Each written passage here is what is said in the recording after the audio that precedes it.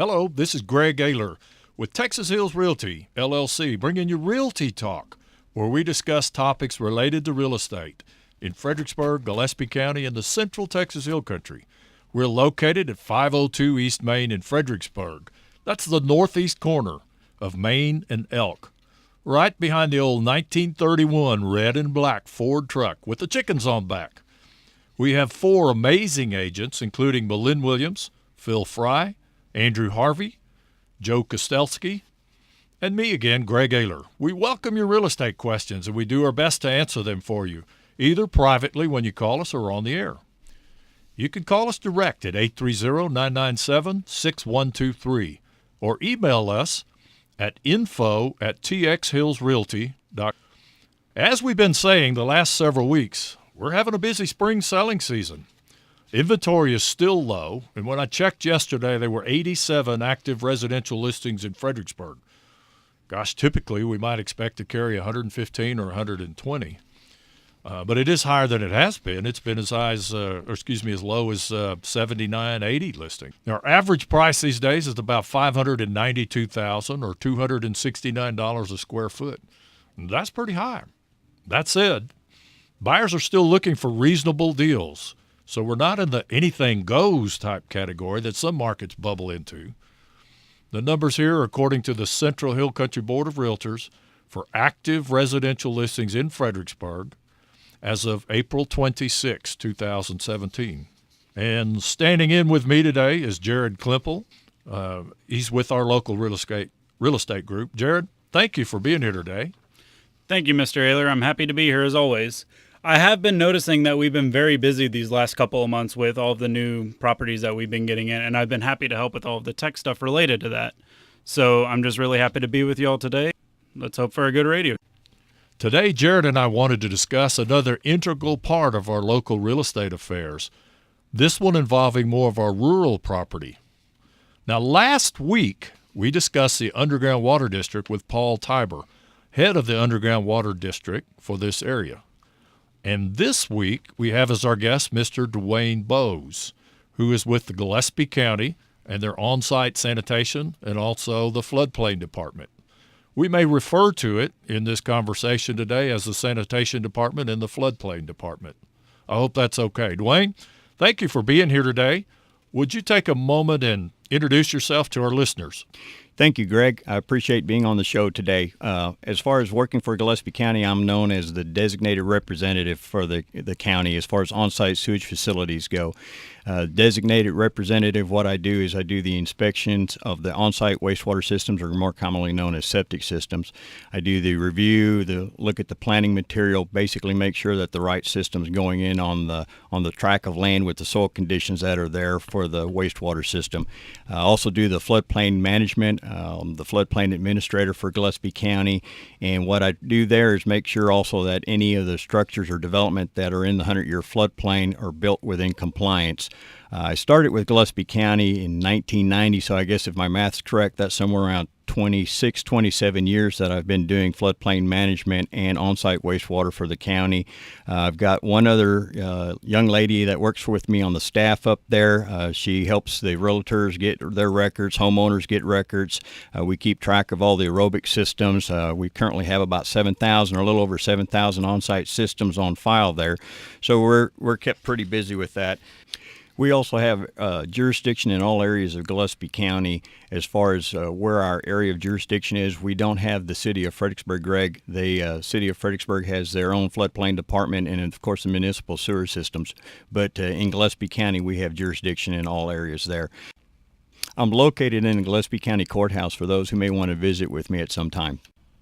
Thanks again for being here, Dwayne. As a fellow native of Fredericksburg, I'm sure you're aware of how much the city's grown just in the past couple of years. We see a lot of people migrating from metroplexes, whether it be from other cities in Texas or even if it's out of state. Anywhere from 5 to 25 acres, just far enough outside of town to where you're not hearing city cars all the time, but just close enough to town to where the grocery store doesn't feel like the longest voyage you've ever taken. I understand that the realtor becomes the link between our clients and you. What are some of the first things that people need to realize to help make this a smooth process for our clients and you? Jared, that's a good question. A lot of times when people come into my office, they don't have any clue on what they're needing to do. So what I recommend is that they go ahead and visit with a good licensed installer or visit with their realtor and ask them who they would contact. A lot of times when they get in contact with their installer, they'll go out and dig some profile holes on the property and basically start what's known as the site evaluation, which is basically the first step in the process of what needs to be done to try to determine what type of system is required on that tract of land.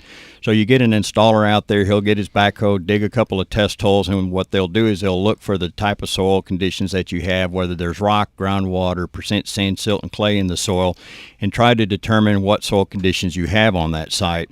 After they've gone ahead and looked and determined that site, they can determine what type of systems that needs to go on there.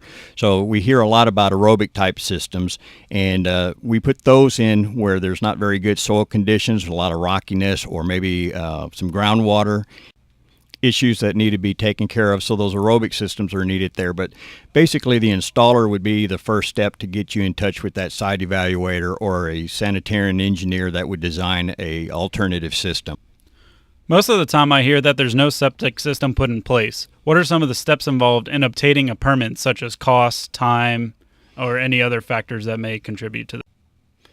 To obtain a permit, you just stop by the office and we can give you a blank application form. The fee for a single-family residence is $150. For commercial, it's $205. It's basically just needing the pertinent information and the size of the system that we're going in, or actually the gallons per day that's being used. So that's a relatively simple process there. We'll also want to get you a development permit to show that you're not in the 100-year floodplain. But those application processes are pretty easy. Just stop by the courthouse.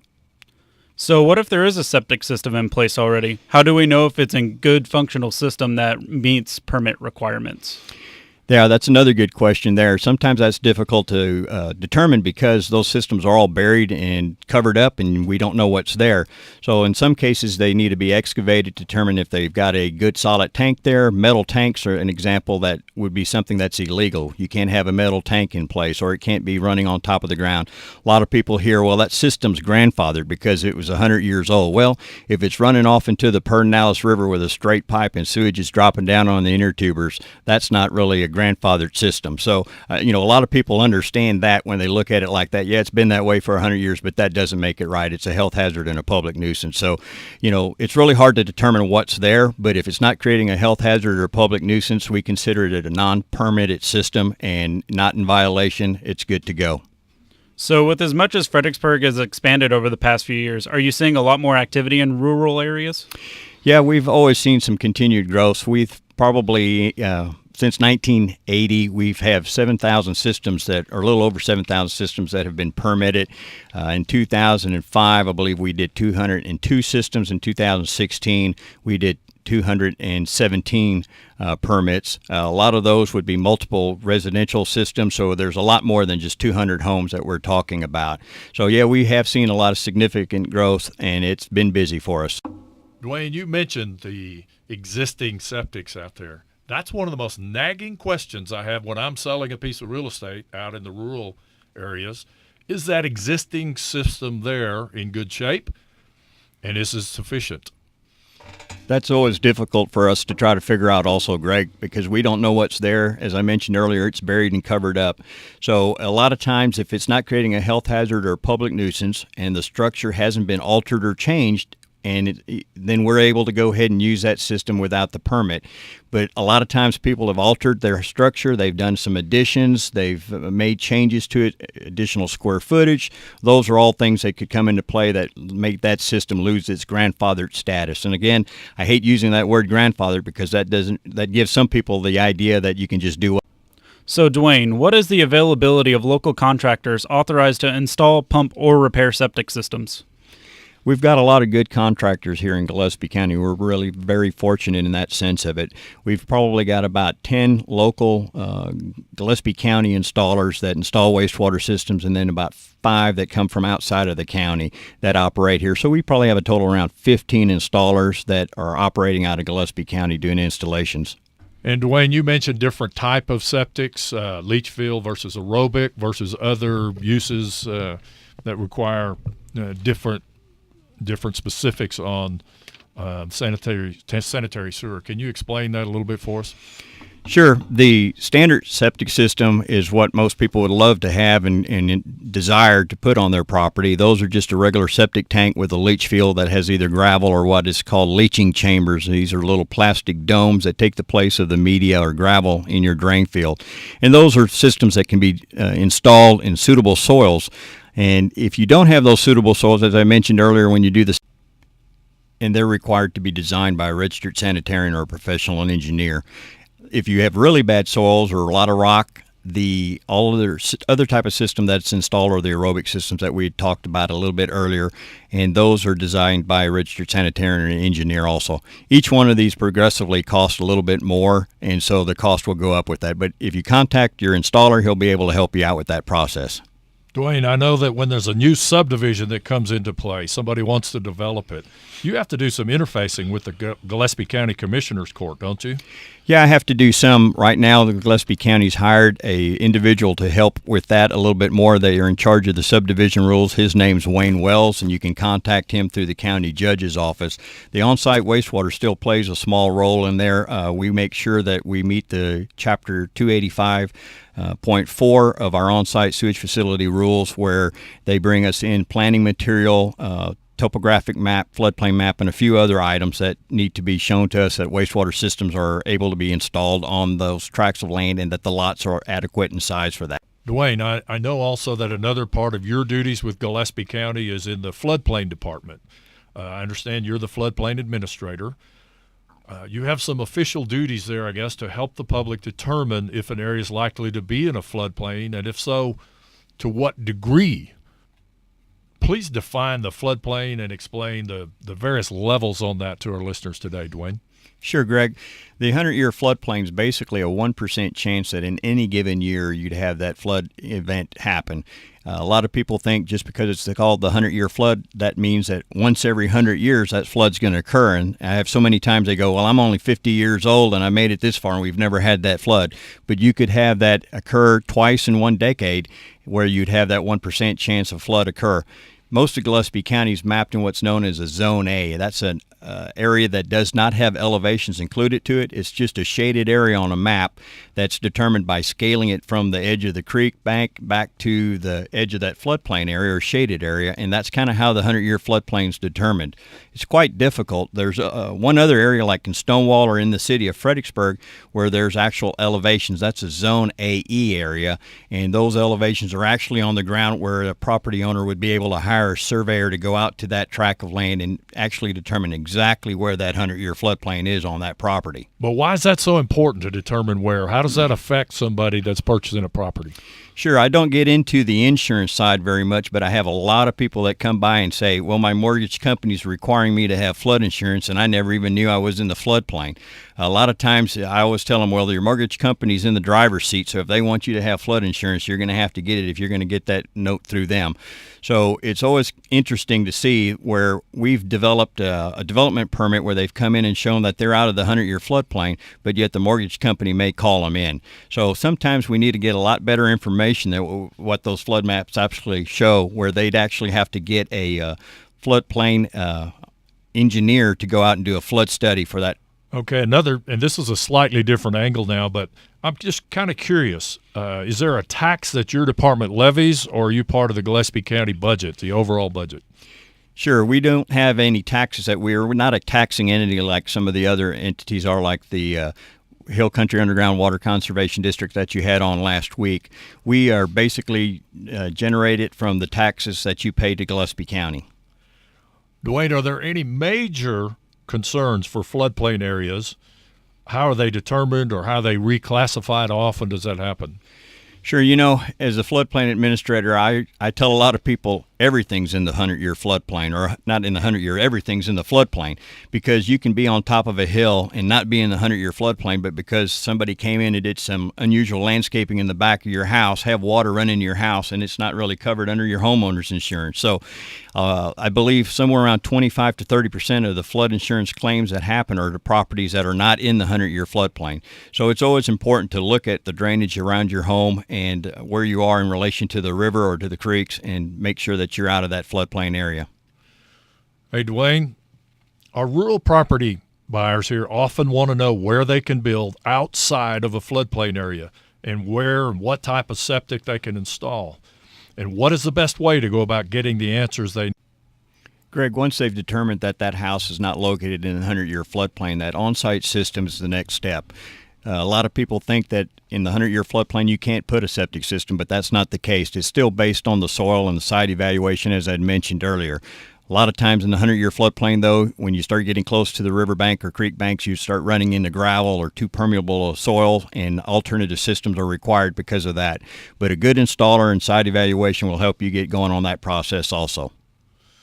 We recently listed several rural properties in Gillespie County and some new listings in Fredericksburg. Some are residential, some have acreage, and some have commercial uses.